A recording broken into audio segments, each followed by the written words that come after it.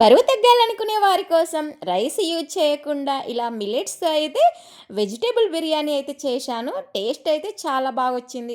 బియ్యంతో కంపేర్ చేస్తే మిల్లెట్స్‌లో అయితే ఎక్కువగా ఫైబర్ ఉంటుంది. మనం పక్కకి రైతా తీసుకుంటున్నాం కాబట్టి అందులో ప్రోటీన్స్ కూడా ఉంటాయి.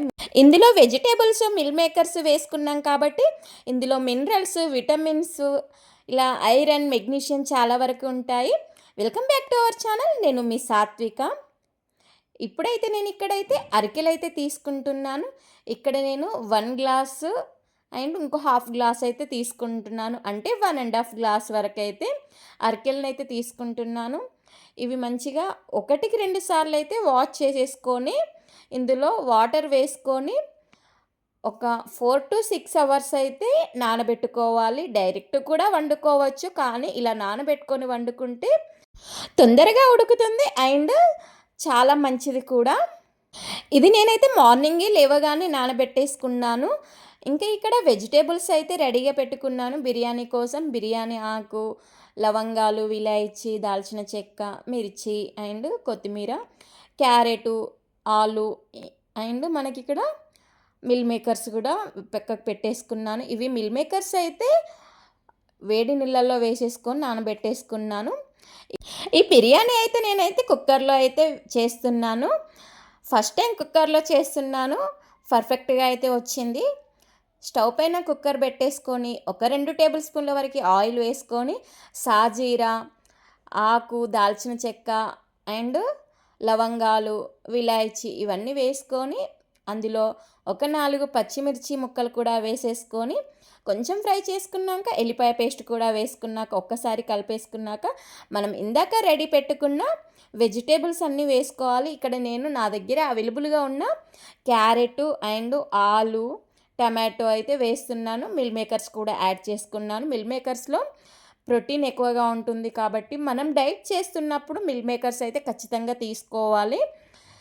మనం ఇక్కడ అన్ని వెజిటేబుల్స్ వేసుకున్నాక అందులో కొత్తిమీర కూడా వేసుకొని ఒకసారి కలిపేసుకున్నాక కొంచెం టేస్ట్‌కి తగ్గట్టు సాల్ట్ కూడా వేసుకొని ఆ సాల్ట్ అంతా కలిసిపోయేలాగా కలిపేసుకొని ఇప్పుడు దాంట్లో నేను టీ గ్లాస్‌తోని 1 ½ గ్లాస్ వరకు మిల్లెట్స్ తీసుకున్నాను కదా! ఇక్కడ నేను వాటర్ గ్లాస్‌తోని 2 గ్లాసుల వరకైతే వాటర్ అయితే వేసుకున్నాను.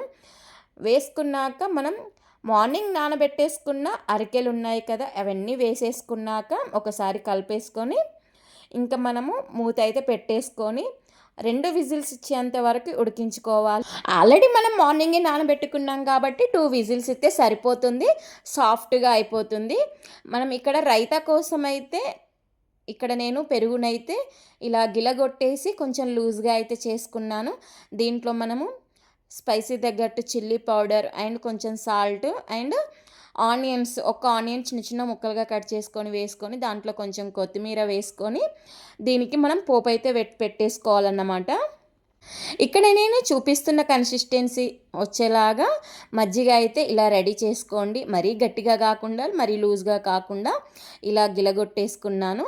ఇక్కడ 2 విజిల్స్ ఇచ్చాయని చెప్పేసి నేనైతే స్టవ్ ఆఫ్ చేసేసాను. ఇప్పుడు పోపు కోసం అయితే చిన్న బౌల్‌లో కొంచెం ఆయిల్ వేసుకొని జీలకర్ర, ఆవాలు, పచ్చిమిర్చి, కరివేపాకు ఇవన్నీ వేసుకొని మంచి చిటపటమన్నాక కొంచెం పసుపు కూడా వేసేసుకొని ఇప్పుడు మనం రెడీ చేసుకున్న పెరుగులో అంటే మనం రైతా రెడీ చేసుకున్నాం కదా! అందులో మజ్జిగ చారులో అయితే వేసుకొని కలిపేసుకోవాలి. అంతే అండి.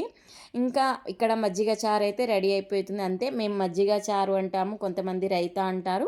ఈ పోపంతా తీసుకెళ్ళి రెడీ చేసుకున్న బ్యాటర్‌లో వేసేసుకొని ఒకసారి ఇదంతా కలిపేసుకుంటే రైతా అయితే రెడీ అయిపోతుంది. మీకు నచ్చితే టమాటో ముక్కలు కూడా వేసుకోండి.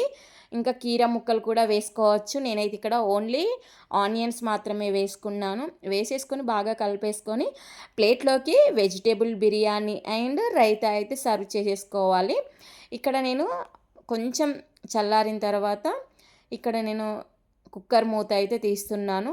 డైరెక్ట్‌గా తీయకండి. కొంచెం చల్లారిన తర్వాత తీస్తే ఈజీగా వచ్చేస్తుంది. చూడండి మూత అయితే తీస్తున్నాను నేనిక్కడ. ఇది రైస్ లాగా ఫ్రీగా విడిగా అయితే రాదు. ఇంకా మీకు ఫ్రీగా విడిగా రావాలి అంటే ఇంకొక వీడియో అయితే నేను చూపిస్తాను ఇది ఎలా చేయాలి అనేది.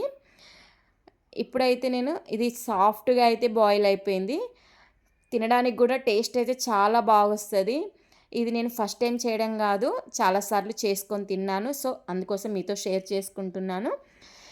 ఇదంతా మంచి ఒక్కసారి పైనుండి కింది దాకా కలిపేసుకున్న తర్వాత ప్లేట్‌లోకి అయితే సర్వ్ చేసేసుకోవాలి. మనము ఇది కొంచెం తినగానే మనకి ఒక 7-8 అవర్స్ వరకైతే మనకి పెద్దగా ఆకలైన ఫీలింగ్ అయితే ఉండదు. స్టమక్ ఫుల్‌గా అనిపిస్తుంది. టేస్ట్ కూడా బావుంటుంది. మనం డైట్ చేసే వాళ్ళకి, టేస్టీ ఫుడ్ తినాలి అనుకునే వాళ్ళ కోసమైనా ఇలాంటి డిఫరెంట్ డిఫరెంట్ ఫుడ్ ఐటెమ్ చేసుకొని తింటే చాలా ఇంట్రెస్ట్‌గా బరువు తగ్గుతారు.